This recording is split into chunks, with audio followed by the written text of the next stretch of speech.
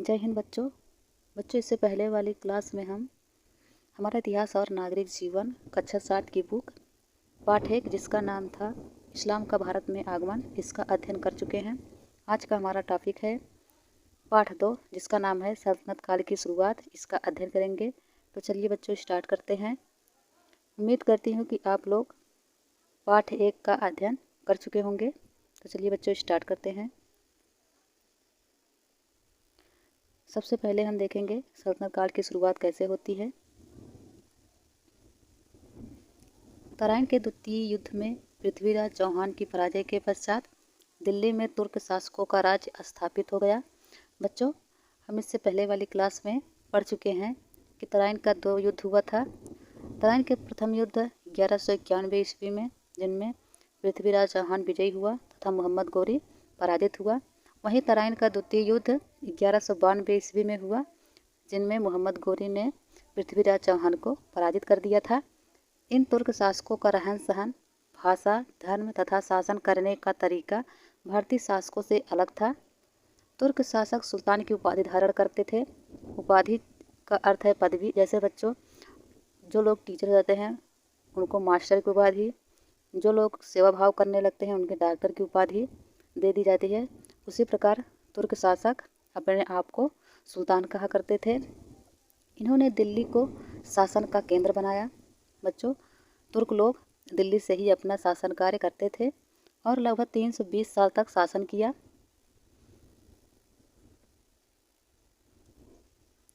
मोहम्मद गौरी की मृत्यु 1206 ईस्वी में हो गई। उसके मृत्यु के समय तक लगभग पूरा उत्तर भारत उसके अधीन हो चुका था।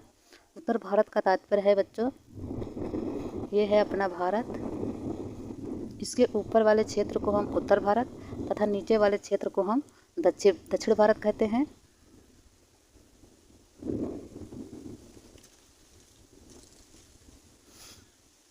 उसने भारत में शासन चलाने के लिए गुलाम अधिकारी नियुक्त कर रखे थे। इन्हीं में एक योग्य गुलाम अधिकारी कुतुबुद्दीन ऐबक था।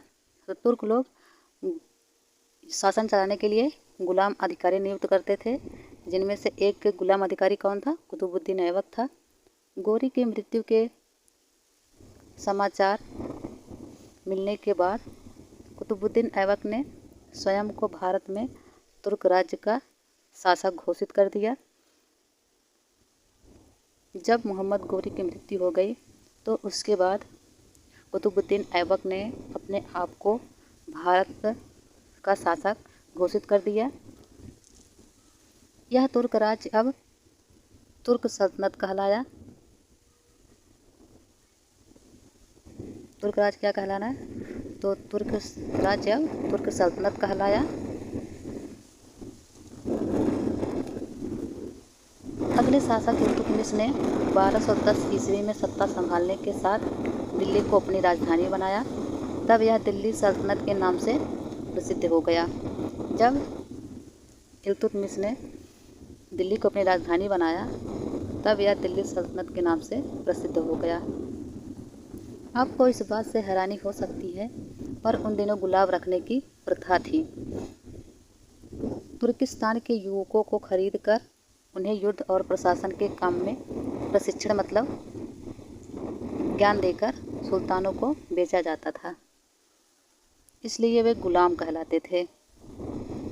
तो युवकों को युद्ध का ज्ञान देकर और प्रशासन करने की कला देकर उन्हें बेच दिया जाता था, इसलिए वे गुलाम कहलाते थे। सुल्तान की सेवा में आने पर योग्य और होनहार गुलामों को ऊंचे और जिम्मेदार के पद भी सौंपे जाते थे। जो गुलाम होनहार थे अर्थात सभी कार्य को करने में कुशल थे, सभी कार्य को अच्छी तरह से कर सकते थे, उन्हें गुलाम न रहकर बल्कि उन्हें ऊंचे पद पर और जिम्मेदारी के पद पर सौंप दिया जाता था। सुल्तान मोहम्मद गौरी की सेवा में भी ऐसे कई गुलाम थे और भारत में उसके राज्य का शासन चलाते थे। सल्तनत अर्थात सुल्तानत के सामने चुनौतियाँ, हम देखेंगे उनके सामने क्या चुनौतियाँ थी। सरदार जिन्हें अमीर कहा जाता था, तुर्क और अफगान कबीलों के होते थे। इनमें जाति श्रेष्ठता तथा सल्तनत में ऊंचा स्थान पाने की भी होड़ रहती थी। जो गुलाम थे उनमें जाति श्रेष्ठता अर्थात अपने जाति को ऊंचा बताते थे कि मेरा जाति अच्छा है, उनका जाति अच्छा नहीं है, और अपना स्थान ऊंचा पाने के लिए एक दूसरे से लड़ते रहते थे। इन्हीं अमीर सरदारों में से ही सुल्तान होता था। जो उनमें से सबसे योग्य होता था उसी को सुल्तान बनाया जाता था। सुल्तान होने के लिए सैनिक योग्यता अर्थात सैनिक योग्यता का तात्पर्य है जैसे भाला चलाने की कला, बंदूक दागने की कला, अच्छा शासन करने की कला एवं शासकीय क्षमता का होना आवश्यक था। जो लोग सुल्तान बनते थे उनमें सैनिक योग्यता तथा शासकीय क्षमता का होना आवश्यक था। इन क्षमताओं के प्रभाव से वह सुल्तान बन सकता था और तभी तुर्क अमीरों का समर्थन प्राप्त करना भी संभव था। जो लोग अच्छा शासक बनते थे उनमें सैनिक योग्यता तथा शासकीय क्षमता का होना आवश्यक था। सुल्तान के लिए अमीर सरदारों का समर्थन और विश्वास जरूरी था। जो सुल्तान बनने चाहता था उसके लिए अमीर सरदार जो होते थे उनका मत होना जरूरी था और वो लोग चाहते तभी कोई सुल्तान बनता, नहीं तो नहीं बन पाता। उससे हमेशा भय रहता था कि कहीं ये अमीर सरदार आपस में मिलकर कोई षड्यंत्र ना करें, षड्यंत्र अर्थात धोखाधड़ी ना करें। अतः सुल्तान का अधिकांश समय इन गुप्त षड्यंत्रों से बचने के उपायों में बीतता था। सुल्तानों को इन अमीर सरदारों में संतुलन भी बनाए रखना पड़ता था।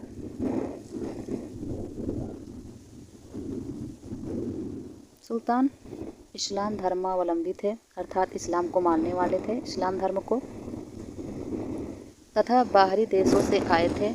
इसलिए भारतीय जनता पर शासन करने के लिए तुर्क अमीरों, उलेमा अर्थात धार्मिक वर्ग आदि को खुश करने के साथ ही हिंदुस्तानी जनता से भी सतर्क रहते थे, क्योंकि सल्तनत में विद्रोहों का भय हमेशा बना रहता था।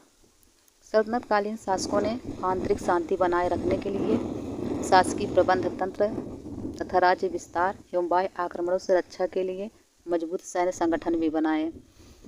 अर्थात सल्तनत काल में जो शासक बनता था वे आंतरिक शांति अर्थात उसके राज्य में शांति बने रहे, इसके लिए वे शासकीय प्रबंध अर्थात मंत्री नियुक्त करते थे तथा राज्य का विस्तार करते थे। बाह्य आक्रमणों से अर्थात कोई बाहरी व्यक्ति उसके राज्य में आक्रमण न करे, इसके लिए वे सैन्य संगठन भी बनाते थे। इनमें प्रारंभिक तुर्क, खिलजी वंश, तुगलक वंश, सैयद वंश एवं लोदी वंश प्रमुख थे। अब बच्चों हम देखेंगे प्रारंभिक तुर्क शासक गुलाम वंश, जिसका समय 1206 ईस्वी से 1290 ईस्वी तक है। यह है कुतुबुद्दीन ऐबक।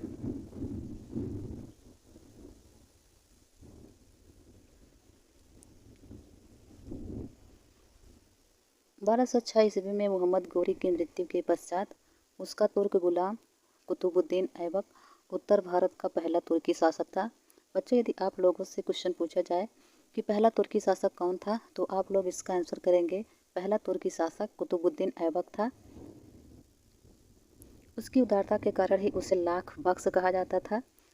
लाख बख्श का अर्थ है बच्चों लाखों का दान देने वाला, अर्थात वह लाखों का दान करने वाला दानप्रिय व्यक्ति था। भारतवर्ष में उसके जीवन का अधिकांश समय सैनिक गतिविधियों में ही बीता, अर्थात वह अपने सेना को संचालन करने में ही उसका समय बीत जाता था। यह है 2.5 दिन का झोपड़ा जो 2.5 दिन में बनकर तैयार हुआ। कुतुबुद्दीन ऐबक को भवन निर्माण में भी रुचि थी। भवन अर्थात मकान बनाने में उसका बहुत ही रुचि था। उसने दिल्ली में कुतुब मीनार, कुब्बत उल इस्लाम मस्जिद और अजमेर में 2.5 दिन का झोपड़ा का निर्माण करवाया। कुतुब मीनार की शुरुआत ऐबक ने की थी, परंतु इसको पूर्ण इल्तुतमिश ने करवाया। बच्चों यदि आप लोगों से क्वेश्चन पूछा जाए कि कुतुब मीनार और कुब्बत उल इस्लाम मस्जिद का निर्माण किसने करवाया तो आप लोग इसका आंसर करेंगे कुतुबुद्दीन ऐबक। और यदि पूछा जाए कुतुब मीनार कहाँ है तो आप लोग इसका आंसर करेंगे कुतुब मीनार दिल्ली में है। 2.5 दिन का झोपड़ा कहाँ है तो आप लोग इसका आंसर करेंगे 2.5 दिन का झोपड़ा अजमेर में है, जिसका निर्माण कुतुबुद्दीन ऐबक ने करवाया। कुतुब मीनार की शुरुआत तो कुतुबुद्दीन ऐबक ने किया था, लेकिन इसको पूर्ण किसने करवाया? इल्तुतमिश ने करवाया।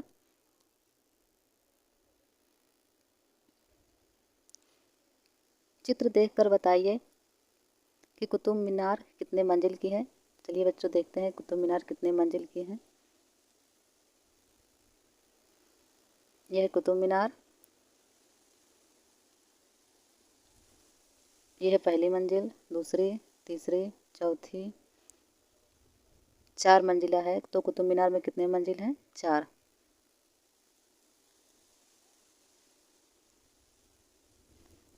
कुतुबुद्दीन ऐबक ने भारत में एक नए राज्य की नींव अवश्य डाली, पर उस राज्य को सुदृढ़ बनाने का अवसर उसे नहीं मिल पाया। कुतुबुद्दीन ऐबक की मृत्यु 1210 ईस्वी में चौगान खेलते हुए घोड़े से गिरकर हो गई। चौगान बच्चों जैसे कोई व्यक्ति घोड़े पर बैठकर एक नीचे बॉल रहता है जिसको हॉकी की मदद से खेलता है, उसे चौगान कहते हैं। बच्चों जैसे आप लोग अगर जोधा अकबर सीरियल देखे होंगे तो उसमें अकबर चौगान खेलते हुए नजर आता है।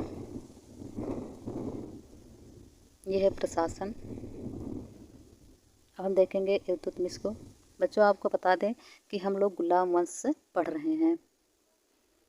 यह इल्तुतमिश जिसका शासनकाल है 1210 ईस्वी से 1236 ईस्वी। 1210 ईस्वी में कुतुबुद्दीन ऐबक की मृत्यु के पश्चात बच्चों यदि आप लोगों से क्वेश्चन पूछा जाए कि कुतुबुद्दीन ऐबक की मृत्यु कैसे हुई, तो आप लोग इसका आंसर करेंगे कुतुबुद्दीन ऐबक की मृत्यु चौगान, जिसे हम पोलो कहते हैं, खेलते हुए उसकी मृत्यु हो गई। दिल्ली के अमीरों ने इल्तुतमिश को गद्दी पर बैठाया। उसे ही उत्तरी भारत में तुर्की के राज्य का वास्तविक संस्थापक माना जाता है। बच्चों यदि क्वेश्चन पूछा जाए तुर्क का संस्थापक कौन था, तो आप लोग इसका आंसर करेंगे तुर्क का संस्थापक कुतुबुद्दीन ऐबक था। लेकिन यदि यह क्वेश्चन पूछा जाए तुर्की राज्य का वास्तविक संस्थापक कौन था, तो उसका आप लोग आंसर करेंगे तुर्की राज्य का वास्तविक संस्थापक इल्तुतमिश था। तो आप लोग सोच रहे होंगे ये वास्तविक क्या है। तो बच्चों जैसे कुतुबुद्दीन केवल अपने राज्य की स्थापना किया और कुछ नहीं कर पाया, लेकिन इल्तुतमिश ने उस राज्य में अनेक सुधार किए। तो जो राजा अनेक सुधार करता है, प्रजा के लिए कुछ करता है, उसी को हम लोग वास्तविक संस्थापक कहते हैं। गद्दी पर बैठने के पश्चात उसे आंतरिक और बाहरी समस्याओं से जूझना पड़ा। इल्तुतमिश ने 40 गुलाम सरदारों का संगठन अर्थात तुर्गान ए चहलगानी का निर्माण किया। तो इल्तुतमिश ने 40 गुलाम सरदारों का संगठन किया, जिसे तुर्कान ए चहलगानी कहा जाता है और जिसे चालीसा दल भी कहा जाता है। देखेंगे उसकी शासन व्यवस्था कैसी थी। तो इल्तुतमिश ने देश में एक राजधानी, एक स्वतंत्र राज्य, राजतंत्री प्रशासनिक व्यवस्था और अफसरशाही व्यवस्था की स्थापना की। तो इसीलिए बच्चों हम इल्तुतमिश को तुर्की राज्य का वास्तविक संस्थापक कहते हैं, क्योंकि कुतुबुद्दीन ऐबक ऐसा कुछ नहीं किया था। उसने दिल्ली को भारतवर्ष में तुर्क साम्राज्य का राजनैतिक प्रशासनिक अर्थात प्रशासन करने वाला, शासन करने वाला और सांस्कृतिक केंद्र बनाया। अर्थात सांस्कृतिक केंद्र का तात्पर्य है प्रमुख त्यौहार का आयोजन दिल्ली में ही होता था। तो तुर्क साम्राज्य की राजधानी दिल्ली को इल्तुतमिश ने बनाया। उसने इक्ता या अक्ता व्यवस्था के द्वारा केंद्र को प्रांतीय और स्थानीय शासन से जोड़ने की नींव डाली। इल्तुतमिश ने ही इक्ता व्यवस्था की स्थापना की थी। प्रांतीय अर्थात राज्यों में और स्थानीय अर्थात गांव के शहरों में, इन सबको जोड़ने का नींव किसने डाला? तो इस सबको जोड़ने का नींव इल्तुतमिश ने ही डाला था। सुल्तान ने अपनी सल्तनत अर्थात राज्य को कुछ प्रांतों में बांटा। बच्चों जैसे आज हम सब राज्य कहते हैं, उससे सल्तनत काल में प्रांत कहा जाता था। प्रांतों को इक्ता कहते थे। प्रांतों को क्या कहते थे? इक्ता। हर इक्ते में सुल्तान अपने एक जिम्मेदार सेनापति को नियुक्त करता था, जिसे इक्तादार कहा जाता है। जैसे बच्चों इस समय जिले में प्रमुख अधिकारी को हम जिलाधिकारी कहते हैं, उसी प्रकार तुर्की राज्य में प्रांतों को अर्थात राज्यों को इक्ता कहते थे, और उस इक्ता में जो सेनापति नियुक्त होता था उसे हम इक्तादार या अक्तादार कहा जाता था। क्या पिछली कक्षा में आपने स्थानीय शासन की एक ऐसी किसी सुनियोजित व्यवस्था के बारे में पढ़ा हो? सोचिए और बताइए। हम देखेंगे इल्तुतमिश का साम्राज्य कैसे था। इससे पहले हम कुतुबुद्दीन ऐबक को पढ़ चुके हैं। इक़्तिदार के पास अपनी सेना होती थी और प्रशासन चलाने के लिए अधिकारी होता था। जैसे इस समय जिलाधिकारी के पास अन्य मंत्री होते हैं और अधिकारी होते हैं, उसी प्रकार सल्तनत काल में इक़्तिदार के पास अपनी सेना होती थी और प्रशासन चलाने के लिए अर्थात शासन चलाने के लिए अधिकारी होते थे। इक़्तिदार अपनी सहायता से राज्य की रक्षा करते थे और राय एवं राणाओं से कर वसूल करते थे। कर अर्थात टैक्स वसूल करते थे। अपने इक्ते से इकट्ठे किए गए कर से ही वे अपने अधिकारी का और अपने सैनिकों का खर्चा चलाते थे। जो टैक्स वसूल करते थे उसी से वे अपने अधिकारी और सैनिकों का खर्चा चलाते थे। इस खर्चे के ऊपर जो कर बचता था उसे इक़्तिदार सुल्तान को भेज देते थे। बच्चों, जैसे इस समय हमारे केंद्र में प्रधानमंत्री नरेंद्र मोदी जी हैं और ज़िले में जिलाधिकारी हैं। जिलाधिकारी जो कर वसूल करते हैं उसको वे अपने अन्य अधिकारी को देते हैं और जो बचता है उसी को प्रधानमंत्री नरेंद्र मोदी जी के पास भेजते हैं। उसी प्रकार सल्तनत काल में भी जो इक़्तिदार होते थे वे कर वसूल करते थे और अपनी सेना में बांट देते थे, सेना में और अधिकारी में, और जो कर बचता था उसको वे सुल्तान के पास भेज देते थे। उस समय सुल्तान इल्तुतमिश था। अब हम देखेंगे आगे। हारे हुए राय राणा अक्सर सोचते थे, मैं क्या अपने यहाँ का इतना सारा कर इकट्ठा करके तुर्कों को दूँ? मैं पहले की तरह खुद ही क्यों न रख लूँ? जब वे आकर मांगेंगे तब देखा जाएगा। मौका देखकर राय राणा आदि कर देना बंद कर देते थे। फिर सुल्तान या उसके इक़्तिदारों को ऐसे विद्रोही राजाओं व राणाओं पर हमला करके ज़बरदस्ती उनसे कर वसूल करना पड़ता था। तो देखेंगे चांदी का टंका। इल्तुतमिश ने मुद्रा व्यवस्था में सुधार करते हुए चांदी का टंका और तांबे का जीतल चलाया। बच्चों, कई बार यह क्वेश्चन पूछा गया है कि चांदी का टंका और तांबे का जीतल किसने चलवाया? तो आप लोग इसको याद कर लीजिए। चांदी का टंका और तांबे का जीतल इल्तुतमिश ने चलाया। यह एक प्रकार का सिक्का था। 1236 ईस्वी में इल्तुतमिश की मृत्यु हो गई। उसने अपने जीवन काल में ही अपनी पुत्री रजिया को अपना उत्तराधिकारी नियुक्त कर दिया था। तो बच्चों, हम लोग देखें कि तुर्क शासन में सबसे पहला अधिकारी कुतुबुद्दीन ऐबक था। कुतुबुद्दीन ऐबक का गुलाम इल्तुतमिश उसके बाद शासन किया। उसके बाद इल्तुतमिश ने अपनी पुत्री रजिया सुल्तान को अपना अधिकारी नियुक्त कर दिया। अब हम देखेंगे रजिया सुल्तान। रजिया सुल्तान प्रथम मुस्लिम महिला शासिका थी जिसका शासनकाल 1236 से 1240 ईस्वी तक चला। इल्तुतमिश ने अपनी पुत्री रजिया को अपना उत्तराधिकारी बना दिया था, परंतु सरदारों तथा उलेमा अर्थात जो लोग कुरान इत्यादि का ज्ञान रखते थे उन्हें उलेमा कहा जाता है। उलेमा के विरोध के चलते इल्तुतमिश की मृत्यु के बाद उसका पुत्र रुकनुद्दीन फिरोज गद्दी पर बैठ गया, लेकिन दुर्बल शासक होने के कारण 1236 ईस्वी में रजिया दिल्ली की गद्दी पर बैठी और सुल्तान कही जाने लगे। बच्चों, रजिया सुल्तान से संबंधित हम आपको एक कहानी बताते हैं। इल्तुतमिश ने एक ऐसी व्यवस्था का निर्माण किया था, यदि कोई फरियादी लाल कपड़ा पहनकर उसके दरबार के सामने खड़ा हो जाता था और फरियाद करता था तो उसकी बातों को मान लिया जाता था। जब रजिया सुल्तान को उलेमा और सरदारों ने रजिया सुल्तान को शासिका नहीं बनाया तो रजिया सुल्तान लाल कपड़ा पहनकर दरबार के सामने चली आई तथा रजिया सुल्तान की बातों को अनेक सरदारों को मानना पड़ा। रजिया से पूर्व प्राचीन मिस्र और ईरान में महिलाओं ने रानियों के रूप में शासन किया था, परंतु मध्यकालीन विश्व में पहली मुस्लिम शासिका महिला शासक थी। तो बच्चों, यदि आप लोगों से क्वेश्चन पूछा जाए पहली मुस्लिम महिला शासिका कौन थी, तो आप लोग इसका आंसर करेंगे पहली मुस्लिम महिला शासिका रजिया सुल्तान थी। रजिया ने लगभग 3 वर्ष 8 माह शासन किया। रजिया ने स्त्रियों का पहनावा छोड़ दिया और बिना पर्दे के दरबार में बैठने लगी।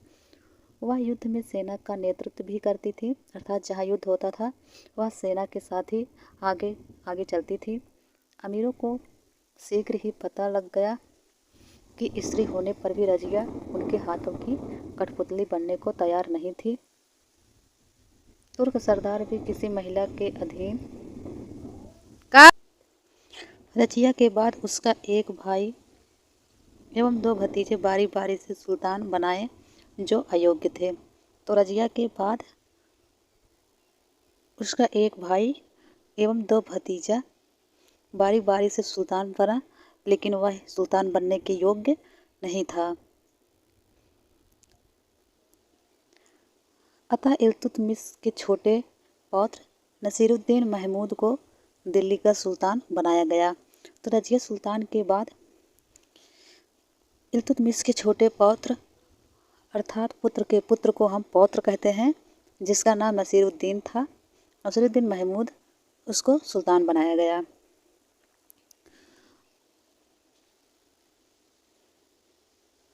सोचिए और बताइए कि उस समय लोगों व दरबारी अमीरों ने रजिया का विरोध क्यों किया होगा। यदि रजिया आज शासक होती तो क्या उसका विरोध होता।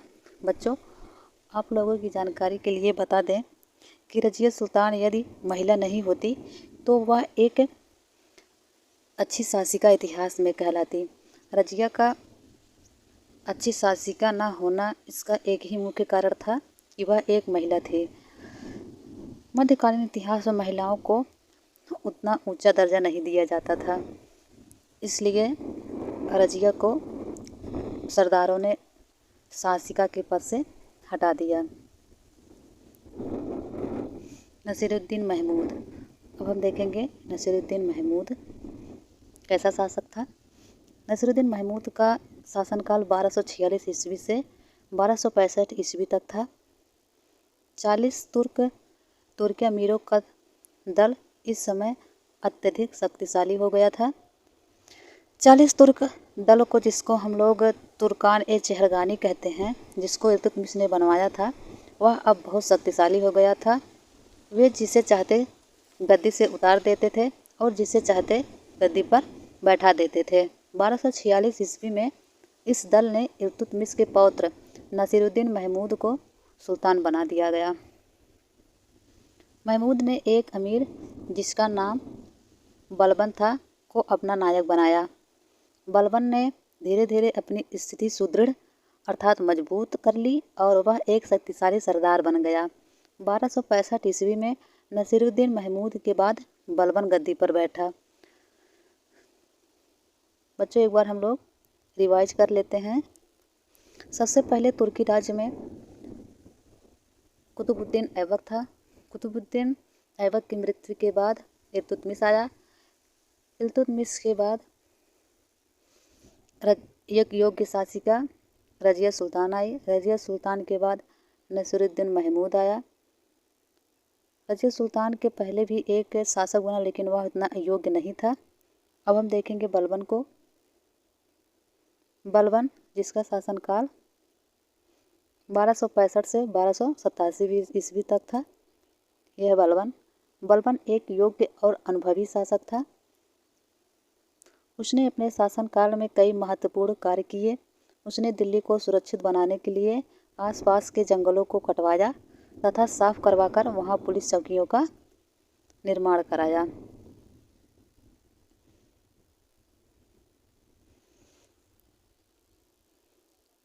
इस प्रकार वह दिल्ली के आसपास रहने वाले मेवातियों के विद्रोह को रोकने में सफल रहा। मेवातियों के अलावा उसने अन्य विद्रोही का भी दमन किया। बलबन ने कानूनों को लागू करने में कठोरता बरती। कठोरता अर्थात उसका कानून बहुत ही कठोर था। उसने राजा के पद को प्रतिष्ठित बनाया, अर्थात राजा के पद को ही सबसे शक्तिशाली बताया। वह राजा को धरती पर ईश्वर का प्रतिनिधि मानता था। बलबन का मानना था कि राजा को ईश्वर से शक्ति प्राप्त होती है, इसलिए उसके कार्यों का सार्वजनिक जांच नहीं की जा सकती। अर्थात राजा जो करता है उसको किसी को जांच करने की ज़रूरत नहीं है, उसका कार्य सभी को मानना पड़ेगा। इससे उसकी निरंकुशता सुरक्षित होती थी, अर्थात वह जो गलत कार्य करता था वह भी किसी को बोलने की औकात नहीं होती थी। इसलिए वह दरबार में अत्यंत गंभीर मुद्रा में बैठता था। वह न तो कभी मजाक करता था और न ही हंसता था। उसने दरबार में निर्धारित ढंग से वस्त्र पहनकर आता था। बैठने आदि के बारे में नियम बनाए जिसका कठोरता से पालन किया जाता था। उसने सुदृढ़ व्यवस्था बनाई जिससे राज्य की पूरी खबरें गुप्तचर सुल्तान को दे देते थे। उसने अपने राज्य को सुदृढ़ बनाया और राज्य की खबर पाने के लिए गुप्तचर की व्यवस्था की थी। गुप्तचर अर्थात राजा अपने ही मंत्री में से किसी को राज्य के बाहर भेज देता था तथा राज्य में क्या कार्य हो रहा है, राज्य के बाहर क्या कार्य हो रहा है, इन सब का पता लगाकर वह राजा को आकर बताता था। बलबन की मुख्य विशेषता थी कि उसने सैन्य न्याय को सुल्तान का प्रमुख कार्य समझा। उसने शांति स्थापित बनाए रखने के लिए सेना पर भी ध्यान दिया। सैनिकों को संतुष्ट रखने के लिए उसने उनका वेतन सदैव समय पर दिया। उन्हें सक्रिय रखने के लिए निरंतर अभ्यास पर बल दिया, अर्थात सेना को अपने कार्यों में सक्रिय रखने के लिए निरंतर अभ्यास करवाता था। मंगोल आक्रमण, अब हम देखेंगे मंगोल आक्रमण कैसे हुआ। बलबन ने राज्य को बाहरी आक्रमणों से बचाने एवं मंगोलों की शक्ति को रोकने का प्रयास किया। मंगोल जो कि मंगोलिया से आते थे, ये है हमारा भारत, ये है चीन और चीन के ऊपर ही है मंगोलिया। यही मंगोलिया से मंगोलों का आक्रमण होता था। 13वीं शताब्दी के प्रारंभ में एशिया और यूरोप में आक्रांताओं की नई लहर आई। यह नए आक्रमणकारी कौन थे? तो ये नए आक्रमणकारी मंगोल थे, जिन्हें उस महान साम्राज्य के लिए सबसे अधिक जाना जाता है, जिसका गठन उन्होंने चंगेज खां के नेतृत्व में किया। तो मंगोलों का गठन किसके नेतृत्व में हुआ? चंगेज खां के नेतृत्व में हुआ। चंगेज खां मंगोलों का एक बहुत ही शक्तिशाली शासक था। 13वीं सदी का अंत होते होते मंगोल साम्राज्य ज्ञात दुनिया के बड़े भाग तक फैल चुका था। चंगेज खां के नेतृत्व में उनकी शक्ति बहुत बढ़ गई थी। किसकी शक्ति? तो मंगोलों की शक्ति चंगेज खां के नेतृत्व में बहुत बढ़ चुकी थी। यह है चांदी का टंका।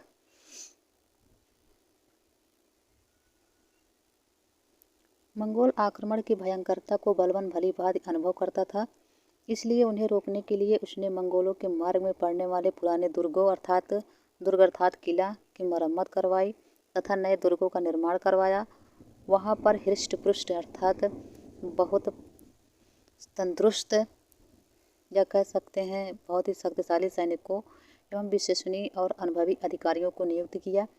शस्त्र तथा भोजन आपूर्ति, शस्त्र अर्थात भाला, तलवार, इन सब की आपूर्ति, भोजन की आपूर्ति की पूर्ण व्यवस्था भी वहाँ पर की गई। फारसी शब्द मुगल का उद्भव मंगोल शब्द से हुआ है। उसकी मृत्यु के बाद दिल्ली की गद्दी पर उसके वंश का शासन अधिक दिन तक न रह पाया, परंतु दिल्ली को जो शक्ति बलबन ने प्रदान की, उसी के परिणाम स्वरूप खिलजी सुल्तान अलाउद्दीन अपने साम्राज्य का विस्तार करने में सफल रहा। अब हम देखेंगे प्रमुख शब्दावलियाँ। मलिक किसे कहा जाता है? तो सरहद और पंजाब के मुसलमानों की एक सम्मानजनक उपाधि थी। इक्ता, प्रांतों को इक्ता कहते थे, जैसे हम लोग पिछले भाग में पढ़ चुके हैं। मंगोल, मध्य एशिया, तिब्बत एवं चीन के क्षेत्र में रहने वाली जाति को मंगोल कहा जाता है। सिजदा किसे कहते हैं? घुटने पर बैठकर सुल्तान के सामने सिर झुकाना सिजदा कहा जाता है। पायबोस किसे कहते हैं? तो सुल्तान के चरणों को चूमना पायबोस कहा जाता है। यह है अभ्यास प्रश्न। बच्चों, यहाँ तक हम लोग पढ़ चुके हैं। आगे की क्लास को हम नेक्स्ट वीडियो में देखेंगे। तो बच्चों मिलते हैं नेक्स्ट क्लास में। जय हिंद बच्चों।